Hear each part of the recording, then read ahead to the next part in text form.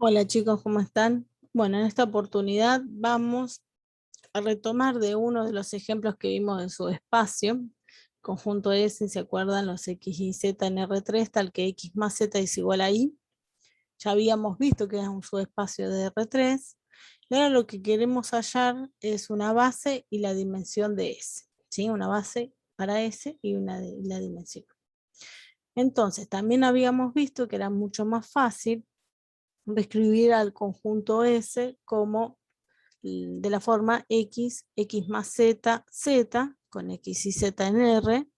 Y esta forma también es mucho más fácil para buscar la base, ¿sí? De S, y después, bueno, una vez que tenemos la base es más inmediato la dimensión. Entonces, ¿qué necesito para ver que un conjunto es base? Bueno, que sean linealmente independientes y además que obviamente lo más importante es que generen los elementos de S. Entonces, yo tengo que ver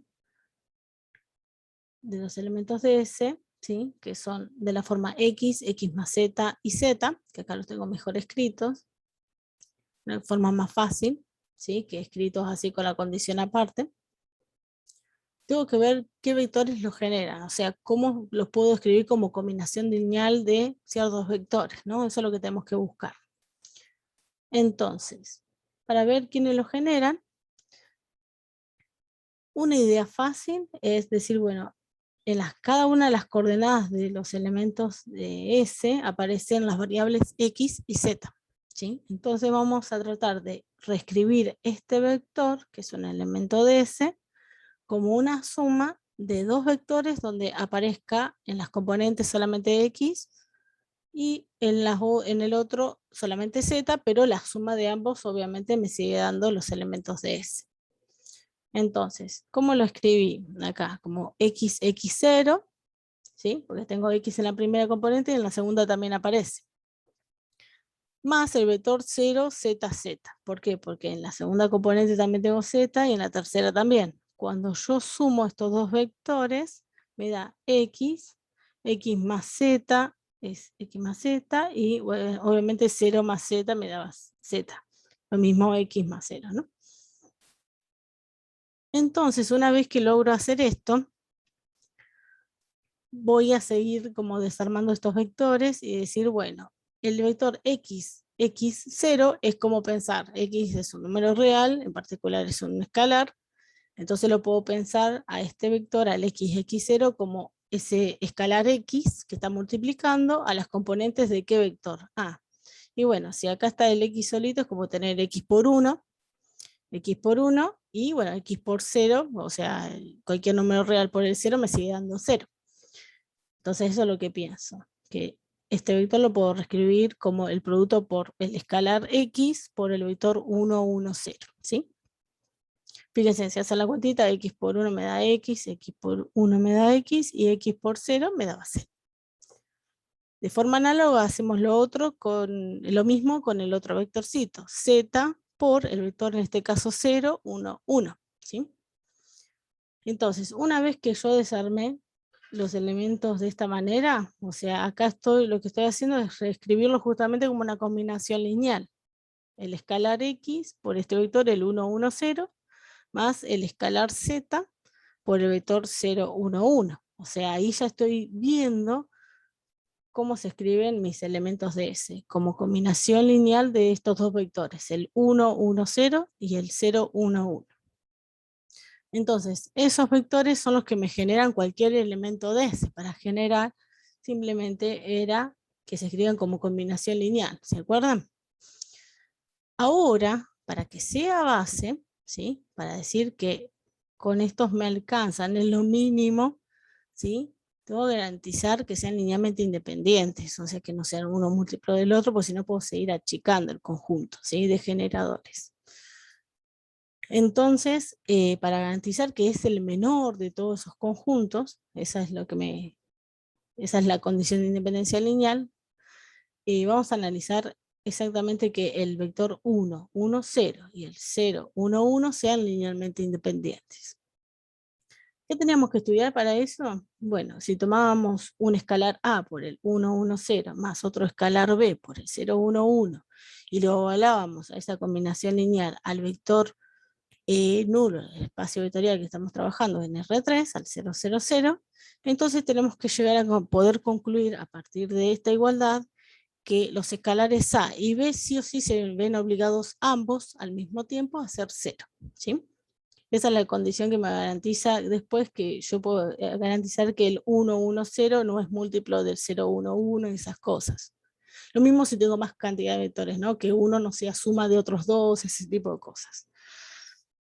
Bien, entonces partimos de acá, como bien decíamos, A por el 1, 1, 0 más B por el 0, 1, 1 igual al vector nulo del espacio vectorial R3, en este caso 0, 0, 0. Bien, acá es hacer cuentitas, nuevamente varias de las que hemos hecho, multiplicación por escalar, estamos trabajando en vectores de R3 en espacio vectorial R3. A 0 más 0 B, B. Y después lo sumo, ¿no? Obviamente, me queda justamente A más 0 me va a dar A más B me va a quedar en la segunda componente B, y 0 más B me queda B en la tercera. Y están igualados al 0, 0, 0. Nuevamente, como para que dos vectores sean iguales, tienen que ser iguales componente a componente. Entonces, nuevamente, igualamos primera con primera, o sea, A igual a 0, A más B que es la segunda componente con la segunda que también es un 0, y B que es la tercera con 0 de la tercera. Bien, y ahí me queda el sistemita. Y de acá simplemente ya es muy directo, A me quedó 0, B me quedó 0, tengo un sistema de 3 ecuaciones con 2 incógnitas. Entonces ya de 2 ecuaciones ya me quedaron los valores que yo quería llegar, y lo único que me falta verificar es que, por más que me hayan quedado directos, es que la segunda ecuación también la verifiquen con esos valores, ¿no? Pues si no, no sería solución del sistema.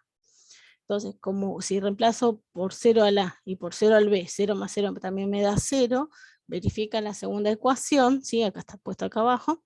Entonces sí, una vez que yo analicé que para A y B 0 verificaban las 3 ecuaciones, puedo decir que la solución de ese sistema es el 0.